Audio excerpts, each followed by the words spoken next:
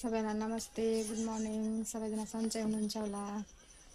आज फेरि पनि म नयाँ भ्लग लिएर आइसकेको छु। आजको भ्लगमा मेरो खासै केही पनि छैन, यही हो। आज धेरै पानी परेको कारणलाई बाहिरको काम केही पनि भ्याउन सकिनँ। अनि त्यही भएर आज पसलको सरसफाइतिर लागेको छु। हेर्न सक्नुहुन्छ हामीहरूको माटोको घर छ कि, अनि त्यही भएर माटोको घरमा एउटा किरा हुन्छ कि दिबार भन्ने, धेरै नै लाग्छ त्यो। त्यही भएर 15 दिन महिना दिनमा यसमा यो पेट्रोल हो, यो छर्किराख्नुपर्छ, नत्र यो लकडीको काठको सबै खाइदिन्छ दिबारले। अनि त्यो सामानहरू इच्छता छिर्लङ्गमा छ। अनि उता पनि मैले खाटमा सामानहरू राखेको छु पसलको काम सुरु गर्छु। यो किरा सर्वप्रथम यो किरा मार्ने औषधि यसरी हाल्नुपर्छ। यस्तोमा किरा लाग्छ कि यस्तोमा लाग्छ किरा परे। हेर्नु न, किरा लाग्न थालेको थियो। यस्तो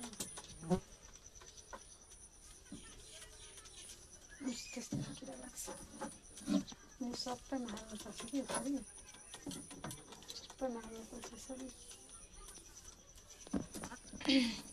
आज मेरो दिनभरि यो पसलको सरसफाइ गर्दा, सामान ओसार पसार गर्दा, सबै यस्तै गर्दा जान्छ। अरू पनि के काम गर्छु म, कहाँ जान्छु, आज के गर्छु, एकछिनपछि पहिला यो पसलको काम सिध्याउनुपर्छ। त्यसपछि एक्लै के गर्नु घरमा, केटाकेटीहरू स्कुल गइहाल्छ। अनि आफू यो मेरो लसुनहरू हुन्छ, यसपालि मैले लसुन लगाएको 15-16वटा भयो। वर्षभरि खानालाई पुगिहाल्छ। जस आफ्नो बारीमा भएको किन्नु पर्दैन।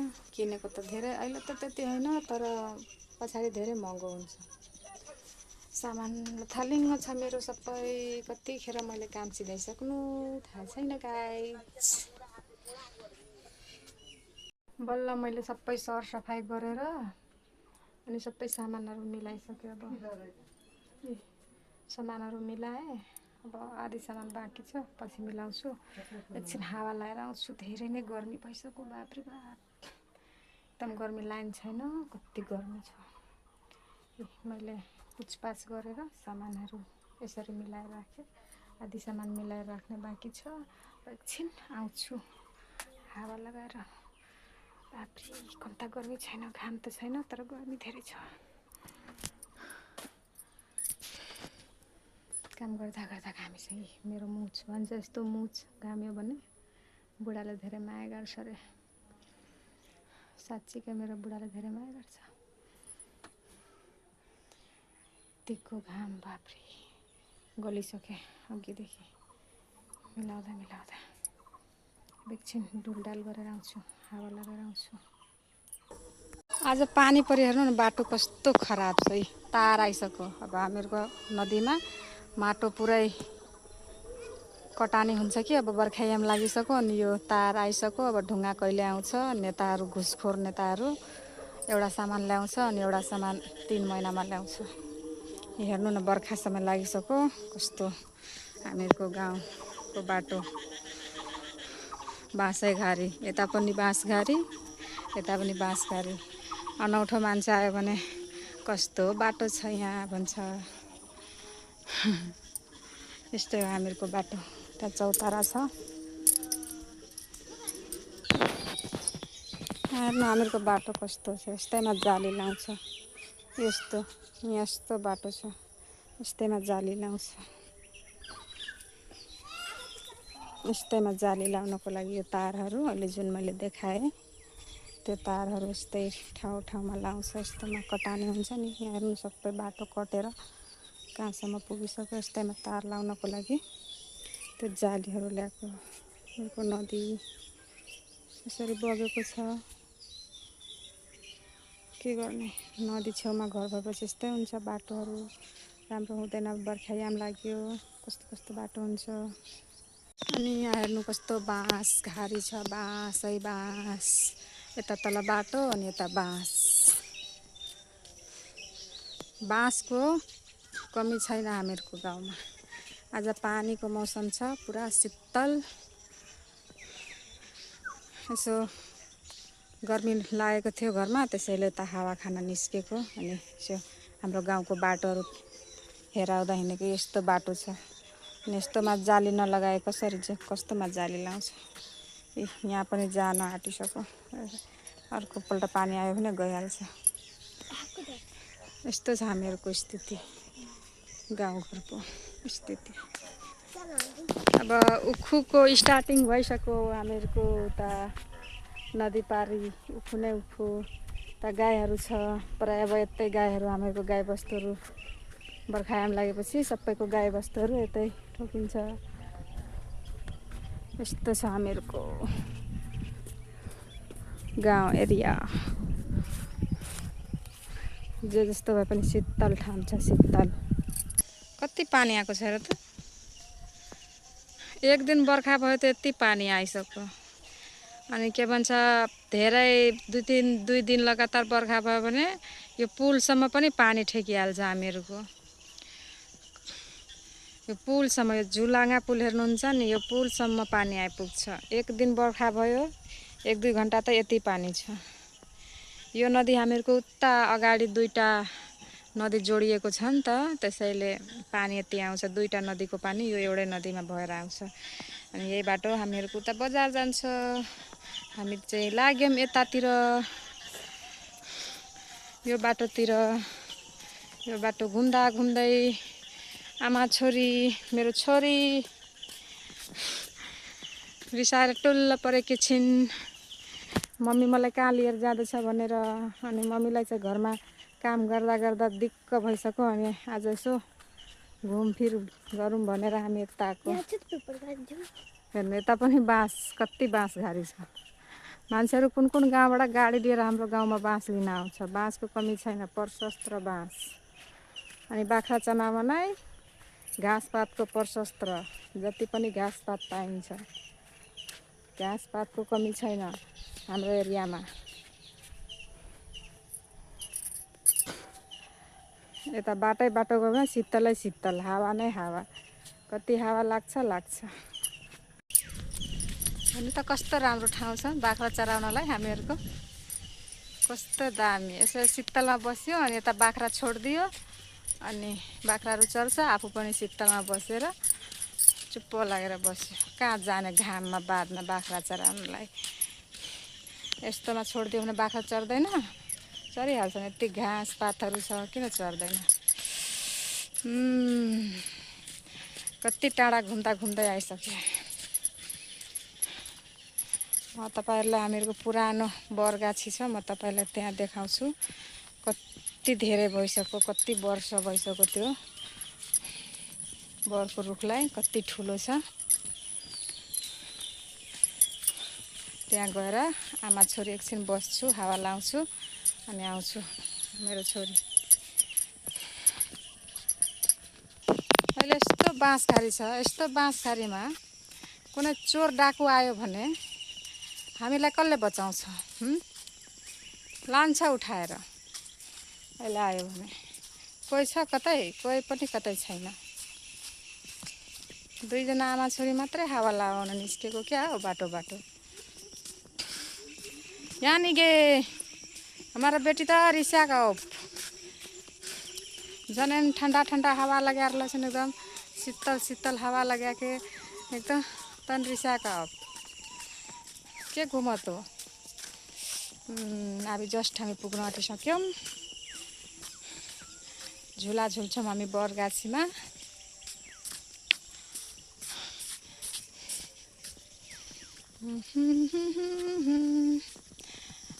पुगिसक्यो हौ छोरी, नरिसाउ न। उकाली ओराली गर्दै डाँडा काँडा छहारा झर्दै। हामीहरूको बरगाछी कत्रो ठुलो। यसमा हामीहरू बाख्रा चराउन आउँदाखेरि के भन्छ, झुला झुल्छौं। कत्रो ठुलो छ हेर्नु न गाइज, कत्रो ठुलो। यसरी हाँगा हेर्नु त, कहाँदेखि कहाँसम्म छ हाँगा। यसरी माथि हेर्नु त कति हाँगा छ पलाको, कति ठुलो छ। शीतल भयो, धेरै शीतल छ एकदम। यहाँ बसेर उता बाख्रा छोडिदियो अनि यता बसिराख्यो, मजा आउँछ। हेर्नु न जरा कस्तो पलाएको छ त्यहाँ बरको रुखनेरी, कति जरा पलाएको छ। मेरो छोरी मेरो सल लिएर हेर्नु न कपालमा बाँध्दैछ, ऊ बेहुली बन्छ ऊ। राम राम राम राम राम राम। हो कहाँ जानु त घाममा, त्यही बाख्रा छोडिदियो बस्छ। धेरै वर्ष अगाडिको यो बरको रुख हो। हामीहरूको जन्म पनि भएको थिएन, त्योभन्दा पहिलेको रुख हो। जन्म भएर यत्रो ठुलो भएर उहाँ यत्रो छोडी पनि भइसक्यो। अनि यो रुख यस्तो छ। अझै कति वर्ष यो रुख हुन्छ थाहा छैन। मेरो छोरीको बिहे पनि भइसक्छ, त्यतिन्जेलसम्म यो रुख यसरी नै रहिरहन्छ। अब यता कटहर छ मेरो दिदीको, म तपाईँलाई कटहरको रुख देखाउँछु कति फलेको छ। यहाँ हेर्नु, यो बोटमा पनि छ, यसरी माथिसम्म छ, देखिँदैन ऊ माथिसम्म छ। अनि यता पनि बोट छ कटहरको, कतिवटा बोट छ। यो चाहिँ अब धानको बिउ खसाउने बेला भयो अनि त्यसो कदवा गरेको छ। अब धानको बिउ खस्छ नि त, अब रोप्ने टाइम आइसक्यो। अनि त्यही भएर यहाँ हेर्नु त जडैदेखि छ। यो जर भयो होइन रुखको, अनि यहाँ जरमा पनि फलेको छ। कटहर जस धेरै फल्दो रहेछ, हेर्नु त कति फलेको छ, कति धेरै। यहाँ जरैदेखि फलेको छ, म त छक्कै परेँ। त्यहाँ लस्सा लाग्छ छोरी, भाग त्यहाँबाट। पर्दैन, उता हेरिरहेको छ त्यहाँबाट चम्पाले। अनि अर्को दिन लान्छु नि तरकारी खान, आज छँदैछ तरकारी धेरै नै।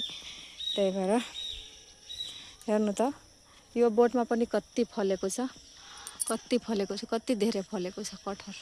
हेर्नु त कति धेरै। तर मलाई कटहर पाकेको मिठो लाग्दैन कि, तरकारी चाहिँ मिठो लाग्छ मलाई कटहरको। कटहरको तरकारी मिठो लाग्छ। यहाँ हेर्नु त यसमा पनि कति फलेको छ राम। यो चाहिँ जर भयो होइन साथीहरू। अनि यो चाहिँ हेर्नु, यहाँदेखि यहाँसम्म यसरी कति फलेको छ।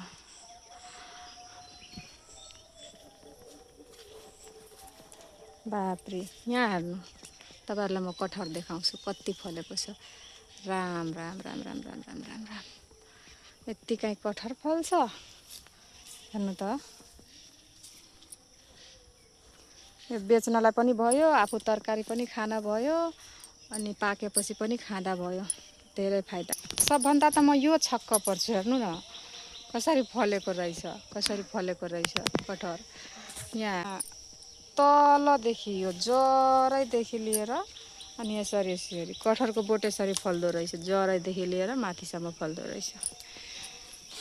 जस धेरै फलेको छ। अब हामीहरू बरको रुख पनि हेरिसक्यौँ, घुमिसक्यौँ। मेरो छोरीलाई देखाइदिएँ।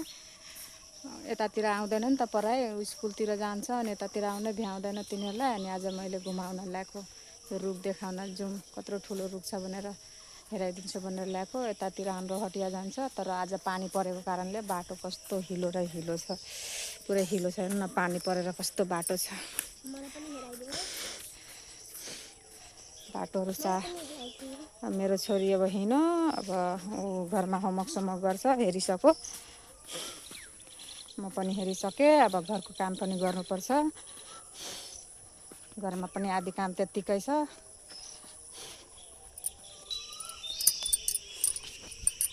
डैडी फोनो करे टाइम भए गेलै। दरबार था दरबार था दरबार था दरबार था।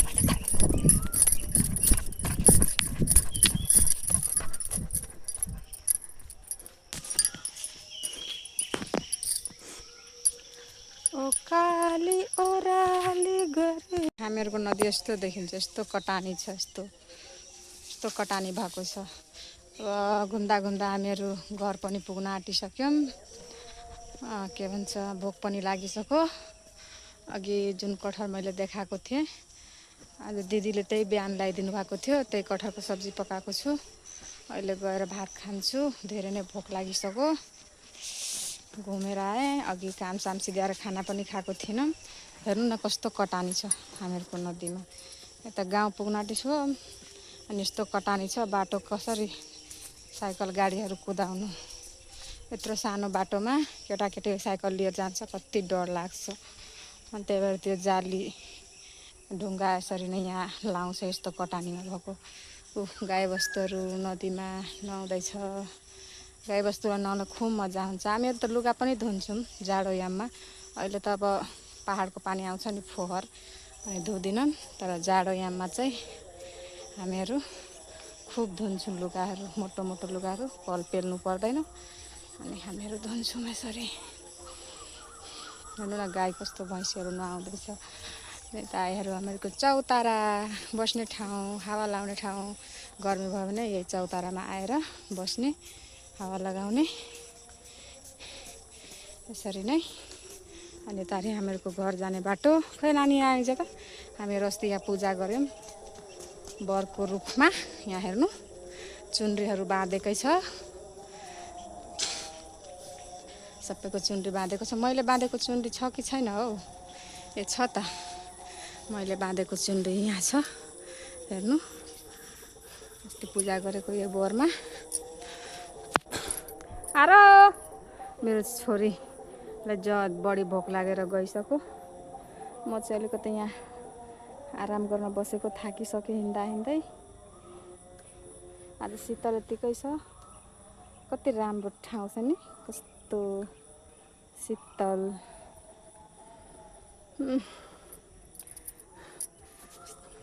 अस्ति 12 गते पूजा गरेको हामीले बरको रुखलाई। यो बरको रुख कति भयो, लगभग यो बर 9 वर्ष जति भयो। 9 वर्षमा यत्रो भइसक्यो। हेर्नु त, यहाँ ल्याएर सानो यत्रो बोट थियो, यस्तै सानो बोट थियो, अनि ल्याएर यहाँ रोपेको। 9 वर्षमा यत्रो ठुलो भइसक्यो। मेरो छोरी पेटमै हुँदाखेरि यो रुख रोपेको थियो। म पनि यहीँ थिएँ रोप्दाखेरि। अहिले मेरो छोरी 9 वर्षको भइसक्यो। 9 वर्ष नै भन्नुपर्छ। यसरी हामीहरूको जाने गाउँ बाटो हो। मेरो छोरी घरसम्म पुगिसक्यो। म चाहिँ यहीँ बसेको छु। यो चौतारा बनाएको छ। गर्मी लागेको बेला आएर मान्छेहरू बस्छन् नि।